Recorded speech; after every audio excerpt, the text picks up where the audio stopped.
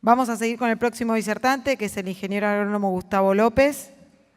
Gustavo es consultor privado, titular de la consultora Gustavo López y Asociados de San Francisco. Es asesor CREA hace 18 años. Ha sido consultor de FAO para temáticas relacionadas con la mitigación de los efectos del fenómeno del Niño y trabajó en la Cátedra de Manejo de Tierras de la Universidad Nacional de Rosario. Gustavo.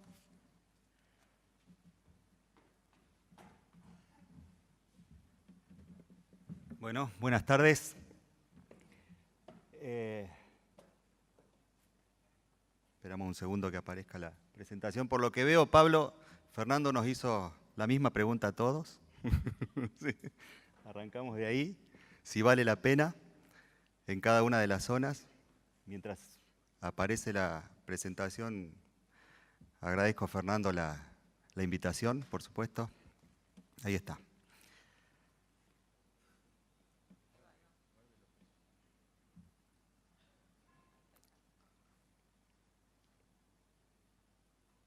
Bien.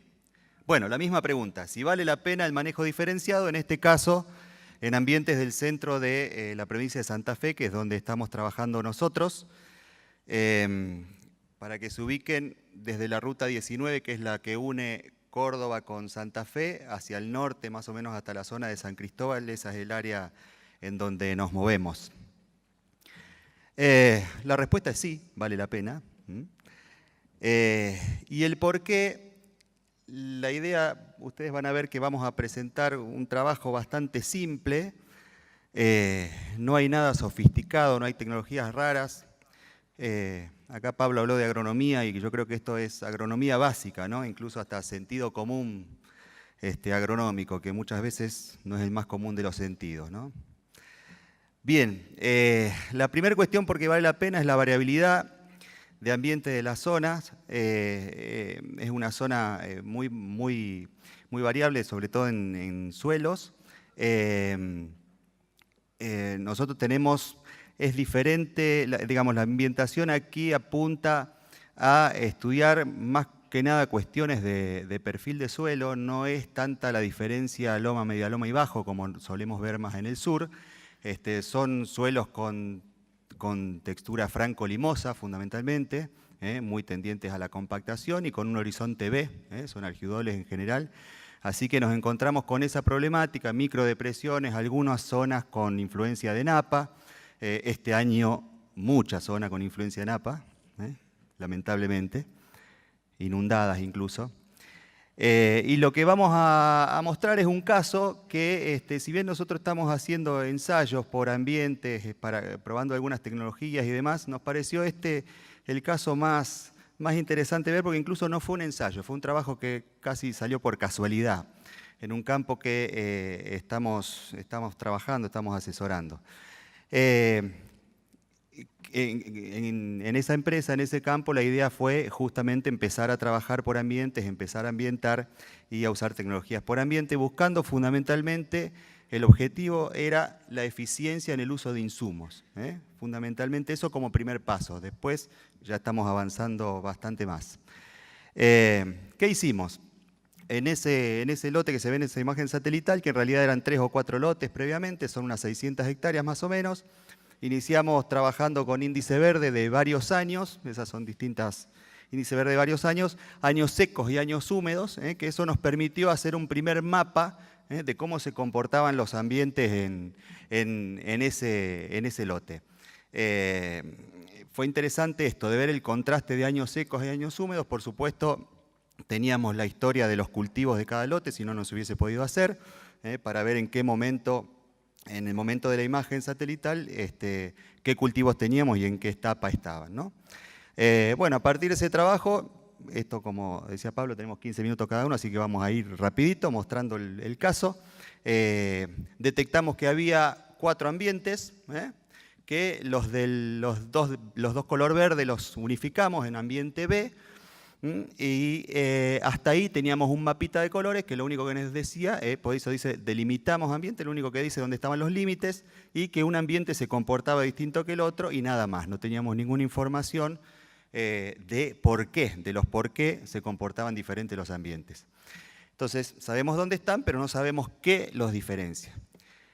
Entonces, la segunda etapa fue caracterizarlos, evaluar cuáles eran las diferencias entre los ambientes. Esto no lo vamos a mirar, lo pongo para pasarlo rápido nada más, pero la conclusión fue que cuando hicimos los análisis químicos, no había, por lo menos, limitantes desde el punto de vista químico muy importantes a la productividad de maíz. O sea, en las tres ambientes teníamos niveles de fósforo bastante razonables, o sea, no había limitantes demasiado serias, había algunas diferencias, pero no pasaba por lo químico la limitación de rendimiento de maíz. ¿Por qué maíz? Porque ese lote iba a maíz en ese año. Bueno, ahí nosotros siempre nos deslumbramos un poco con la tecnología, empezamos a pensar con qué tecnología íbamos a investigar un poco por dónde pasaban las diferencias, si no pasaban estrictamente por lo químico. Así que evaluamos varias alternativas, encontramos una tecnología que nos iba a brindar muchísima información a bajo costo, que era esta que está acá. Así que empezamos a trabajar de topos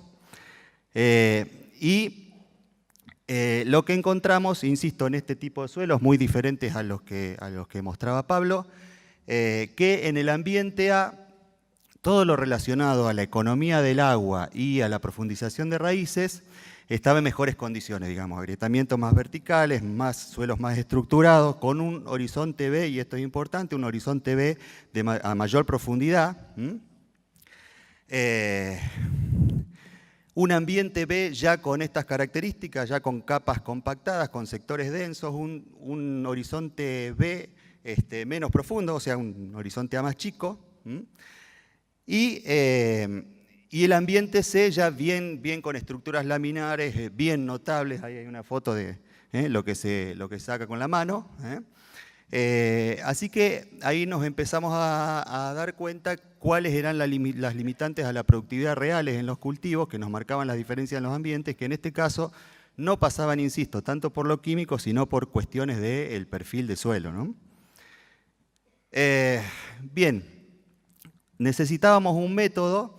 Yo esto lo cuento como un cuentito, inicio y fin, pero en realidad no fue así. El método lo veníamos ajustando anteriormente con otros trabajos y demás.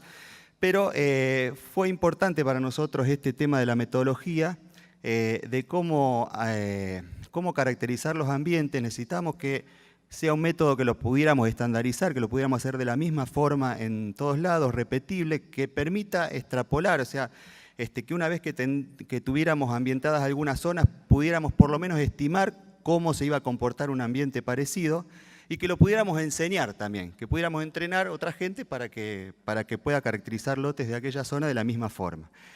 En esto trabajamos consultamos bastante a la Cátedra de Manejo de Tierras de la Universidad de aquí de Rosario y a la gente del INTA Paraná.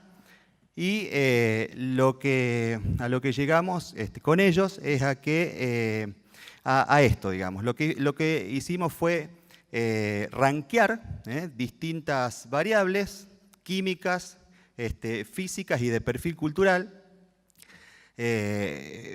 Generamos un ranking de 1 a 5 y ahí donde dice arriba lote MX zonal es lote máximo zonal, así le llamamos, le podríamos haber puesto otro nombre. Pero la idea, ¿cuál fue? Cada zona, cada gran área tiene un mejor lote. Entonces, esto que era cerca de San Cristóbal, buscamos cuál era el mejor lote de la zona, el mejor ambiente de la zona, también con la misma metodología, imágenes satelitales, historia de rendimiento y demás. Imágenes satelitales, digo, la historia, ¿no? Y lo caracterizamos de la misma forma, ¿sí? Entonces, ese para nosotros era el lote máximo. Que no significa que tenga todos 5, que era el valor máximo, ¿sí? Cada zona tiene, incluso en su mejor lote, limitante de la productividad. La zona de San Cristóbal, el lote máximo va a ser distinto seguramente que el lote máximo de Pergamino o el lote máximo de acá de Rosario. La cuestión era poder relacionar lo que nosotros estábamos ambientando con lo mejor de la zona. Entonces surge esta comparación, la idea de que esto nos permitiera, insisto, después extrapolar también alguna información, generar clúster de datos.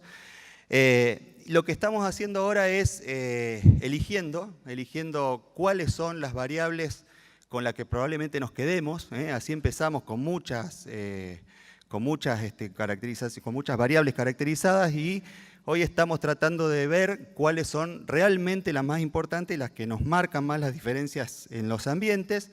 En eso estamos, achicando, digamos, este cuadro. Por supuesto, desarrollo de raíces, porosidad, espesor del horizonte B o del horizonte A, digamos, profundidad del horizonte A es muy importante, lo estamos viendo como una característica que nos marca diferencias. Y bueno, llegamos a este gráfico que es, el sector azul es el lote en cuestión, o sea, la zona donde estamos ambientando, y lo más clarito sería el lote máximo. Como se ve, el lote máximo también tiene limitantes y comparamos cada uno de los sectores que estamos analizando con el máximo. ¿Qué hicimos ahí en ese campo? Ese lote, como dije, no era un ensayo, era un lote que iba todo a maíz. Incluso en el campo ya habían comprado fertilizante, había una mezcla de fosfato de amónico y urea, así que había que trabajar con eso. Dijimos, bueno, vamos a aplicar distintas dosis de fertilizante y densidad de siembra, densidad de semilla, en función a la limitante que nosotros consideramos que tiene cada lote. Se hizo esto, por supuesto, los hicimos cuadrados los lotes, porque si no la gente, acá están los ingenieros que trabajan en el campo, nos iban a matar. Y lo que hicimos fue trabajarlos en forma diferente, diferenciada, así como contaba Pablo recién.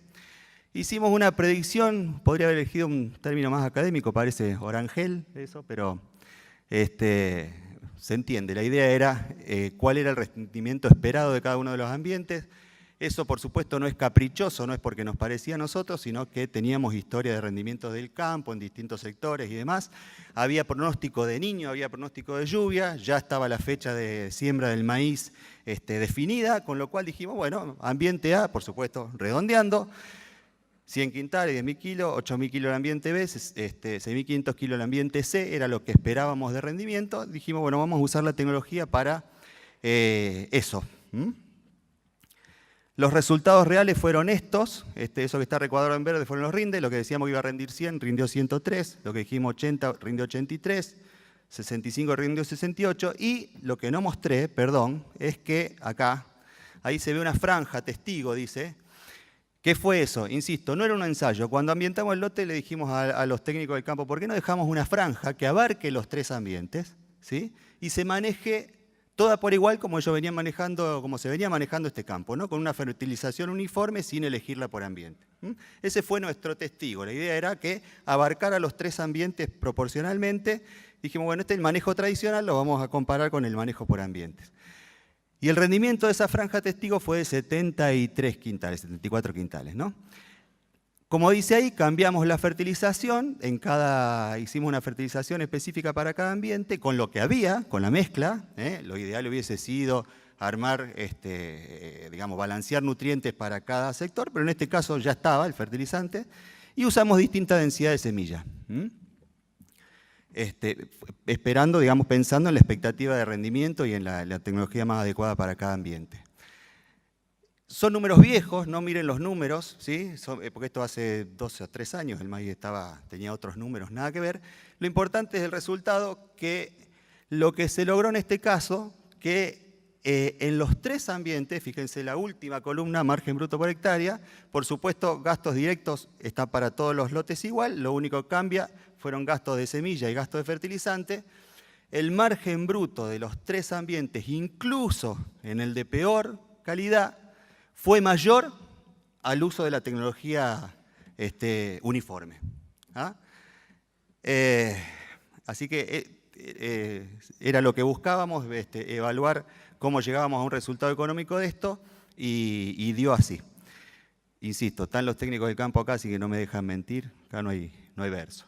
Bueno, ¿en qué estamos ahora? La idea es, en y en otros lugares que se está trabajando con esto, generar los protocolos por ambiente, muy parecido a lo que comentaba Pablo recién. Definir no solamente lo que es fertilización, sino toda la tecnología a utilizar, adecuándola a las limitantes, a la productividad de cada ambiente. Entonces, como base, una rotación específica para cada ambiente. En este campo, por ejemplo, se está trabajando mucho con cultivo de cobertura. Así que definir rotación y cultivos de cobertura para cada uno de los ambientes caracterizados. Ahora ya estamos trabajando en todo el campo.